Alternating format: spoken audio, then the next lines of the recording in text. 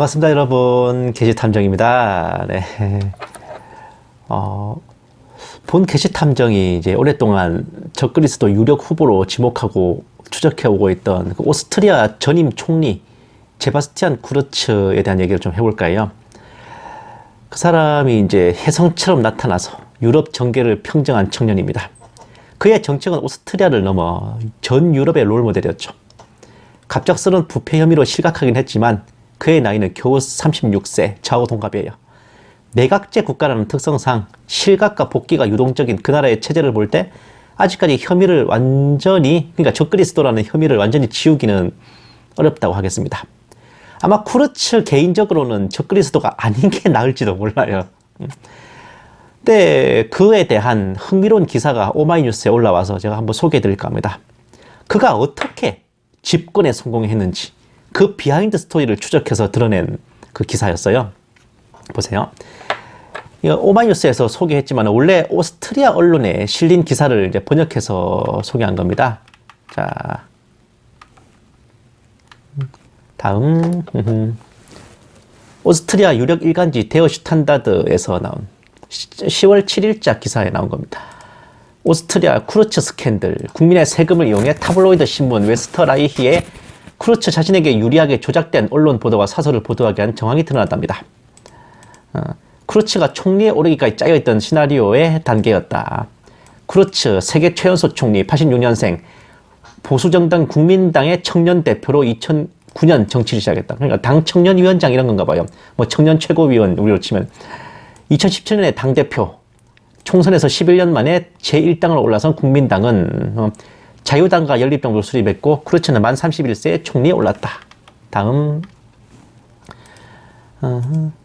제바스티안 쿠르츠는 어떻게 오스트리아의 총리가 되었나라는 제목의 기사에 따르면 이렇다. 2016년 그가 외무장관 때 사회민주당 소속의 크리스티안 케른이 총리로 있었고 당시 제1당이던 사회민주당은 국민당과 연립정부를 이루고 있었답니다. 당시 국민당 당대표였던 라인홀트 미터레네가 쿠르츠의 첫 번째 타겟이 됐대요. 다음 미터레너를 밀어내고 당대표가 되기 위해 쿠르츠와 친구들은 웨스터라이히 지를 창간한 볼프강 펠러와 함께 조작된 여론조사를 발표했다. 자유당의 슈트라헤가 34% 지지율로 가장 크게 앞서고 당시 총리였던 케르는 다음 순위, 미터레너는 가장 낮은 지지율이라는 내용, 국민당은 방향 전환을 해야 덕을 볼 수 있을 거라는 전문가의 사설이 포함됐답니다. 여러 매체에 따르면 이 조사 결과는 당시 다른 매체들에 실렸던 여론조사와 달랐다. 미터레너에 대한 여론을 부정적으로 만들고 쿠르츠가 차기 당대표로 부상하도록 만들기 위한 전략. 게다가 그 쿠르츠의 그런 동지들 중에 한 명이었던 재무장관이 그 웨스터라이히 그 신문사에 17억 8천만 원을 국고 예산으로 이제 지원했다는 거죠. 다음 실제로 그 조작된 여론의 여파로 2017년 5월 미터레너가 당대표에서 사퇴하고 쿠르츠가 후임 당대표가 됐답니다.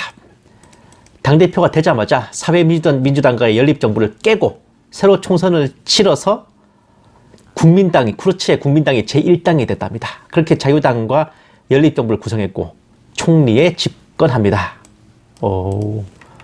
다음 그러다가 이제 2019년 이비자 스캔들이라고 한 사건으로 이거는 당시 쿠르츠와 연립 정권을 이루고 있던 자유당 당대표의 비리 사건입니다. 그 일로 인해 쿠르츠는 자유당과의 연대를 철회하고 의석수가 모자라서 다시 총선을 하게 됐죠. 그 총선 결과 국민당은 다시 1당, 이전보다 더 높은 지지율로 1당이 됐고 이번에는 녹색당과 연립정부를 구성해서 쿠르츠는 부활에 성공합니다. 다음 어쨌든 검찰은 이제 쿠르츠와 관련자 9명을 수사하고 있고 뭐 여기저기 압수수색 했답니다. 쿠르츠가 뭐 관련자들에게 뭘 하는 자리를 약속하는 내용들도 입수됐다 그러고 하지만 쿠르츠는 자신의 무죄를 주장하고 총리 사임을 거부했는데 지난 10월 9일 녹색당과 연립정부를 이루고 있는 국민당과 연립정부를 이루고 있는 녹색당이 쿠르츠에 대한 불신임 안을 제출했기 때문에 이제 결국 사임을 했습니다. 하지만 이제 후임으로 이제 총리가 된 알렉산더 샬렌베르크는 쿠르츠의 측근으로 알려진 사람이죠. 그리고 쿠르츠는 아직까지 이제 오스트리아 국회의원 및 당대표 자리에 계속 머물러 있습니다. 다음, 국민당 내에서 쿠르츠의 영향력은 대단하죠. 지지율 거의 99%에 달합니다. 후임 총리인 샬렌베르크는 쿠르츠가 외무장관일 때 외교부 직원이었어. 최측근이라고 합니다. 예. 그리고 총리에서는 물러났지만 아직 국회의원 소속으로 면책특권의 보호를 받고 있고, 검찰에서 쿠르츠를 인도받기 위해 면책위원회를 통해 국회에 신청해 준 상태입니다. 11월 중순 의회 총회에서 이에 대한 결정이 나오고, 쿠르츠, 이 비리 사건에서 쿠르츠의 책임에 대해 입증해야 되는 숙제도 한 거죠. 그러니까 아직 안 끝났다는 거예요. 이게 아직 그러니까 수사가 확실하게 끝난 게 아니라는 거지. 자, 사실 기사만 보면요, 쿠르츠는 실각한 것도 모자라 이번 달 안에 구속 여부를 기다리고 있는 처량한 신세이고, 과연 이자가 적그리스도 후보라는 게 가당한 일인가, 근원적인 의문이 들어야 정상일 겁니다. 어쩌면 그가 적그리스도가 아닌 그냥 평범한 인간이라면 그 자신에게는 가장 좋은 결말일지도 모르네요. 그러나 본 게시탐정의 추리가 시작되는 것은 여기서부터입니다. 아무리 오스트리아의 정계가 허술하다기로서니 언론사 하나 섭외해서 지지율 조작해서 보도했다고 해서 집권당, 자기 당의 당권이 뒤집히고 집권당의 정권이 바뀐다는 게 그게 가능한 일이겠습니까? 오스트리아라는 나라가 아무리 소국이라도요, 오랫동안 의회 정치에 뼈대가 굵은 나라입니다. 정상적인 국가 시스템이 가동하는 나라이기 때문에 잡지사 하나가 당권과 정권을 바꾼다는 건 좀 상식 밖의 일이거든. 지난 국민의힘 대선 후보 경선을 보시면 알겠지만 온갖 언론사들의 각기 다른 의견이 난무합니다. 지지율 그래프도 제멋대로예요. 기사 본문에서도 보시면은 쿠르츠가 섭외했다는 그 잡지사의 지지율만 기존 당대표 지지율이 낮았을 뿐이지 다른 언론들은 제대로 보도했다는 것 같은데, 겨우 그 한 곳 때문에 당권이 바뀌었다는 것은 역설적으로 쿠르츠가 언론 플레이와 정치 공작의 달인이라는 걸 보여주고 있지 않습니까?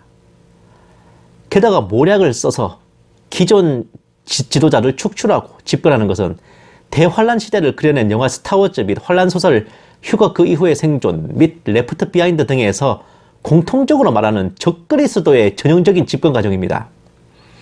뒤에서 밀어주는 그림자 정부 세력까지 있다면 금상첨화죠. 그리고 오스트리아 국민당 자체가 원래 그 나라에서 뼈대가 있고 역사와 전통이 있는 당이지만 보수 꼰대 이미지 때문에 지지율 하락과 고전을 면치 못하고 쩌리 신세로 전락했다가 쿠르츠의 입당 직후부터 활기를 띠기 시작했어요. 사실상 그 당이 10여 년 만에 집권당으로 부상한 것 자체가 쿠르츠의 공로입니다. 게다가 쿠르츠는 불과 26세, 27세에 외무장관으로 재직하면서 러시아와 우크라이나 사태를 중재하여 종결짓는 대업적을 달성했고, 그가 당대표가 된 것, 총리에 오른 것 모두 국민당 당원들과 오스트리아 국민들의 절대적인 지지가 있었죠. 집권 후에도 난민 대처와 무슬림 통제, 코로나 사태에서 민생 안정 등 그야말로 이기고 또 이기는 기가 막힌 선정을 펼쳤어. 전 유럽에서 가장 코로나로 인한 혼란이 덜한 나라가 오스트리아이기도 했었고, 전 유럽이 왜 우리한테는 쿠르츠 같은 지도자가 없을까 한숨을 쉬기도 했습니다. 덧붙여 유럽에서 가장 이스라엘과 쿵짝이 잘 맞는 나라이기도 했죠. 이 모든 것을 단순히 여론 조작으로 인한 불법 정권이라 묻어버리기에는 굉장히 석연찮습니다.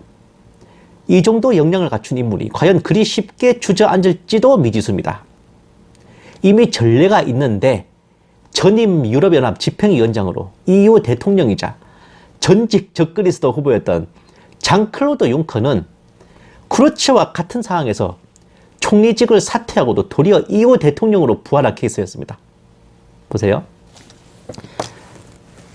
룩셈부르크에서는 정부기관 국정개입 스캔들 터지자 총리 사퇴, 정보기관 불법 도청 금전 비리, EU 최장수 융커 총리 사임키로. 18년 동안 룩셈부르크 총리를 해먹은 사람이 비리 부패 혐의로 사퇴한 겁니다. 그런데 EU 수장으로 내정된 장클로드 융커, 지난 27일 현지 시 2014년이에요. 차기 유럽연합 집행위원장으로 내정됐다. 유럽연합에는 대통령이 2명 있습니다. 대외적인 국가 원수인 유럽연합 정상회의 상임의장, 그리고 내각수 대내적인 이제 행정 수반인 유럽연합 집행위원장이 있는데, 상임의장은 임기가 2년 6개월이고 집행위원장은 5년입니다. 그러니까 사실상 이후 집행위원장이 그 유럽연합 대통령이라고 봐야 돼요. 이 사람이 룩셈부르크 총리로 재직하면서 정보기관 불법 도청, 금품 비리 등으로 총리직을 사임하고도 뛰어난 언론 플레이로 그에게 씌워진 부패 혐의를 정치 공작에 의한 희생자로 포장해가지고 EU 대통령으로 부활했습니다. 누가? 장클로드 융커. 쿠르츠라고 이 작금의 부패 혐의를 뛰어난 청년 정치인을 시기 질투하는 구태 적폐들의 정치 공작 따위로 포장해가지고 다시 부활하지 말라는 법 없을 겁니다. 국민들 여론 그때그때 그냥 이끌기 나름이거든. 보세요. 아무리 생각해도요, 열왕을 호령하는 작은 뿔로서 이보다 더 잘 어울리는 얼굴은 아직까지는 찾지 못했습니다. 감사합니다. 게시탐정이었습니다.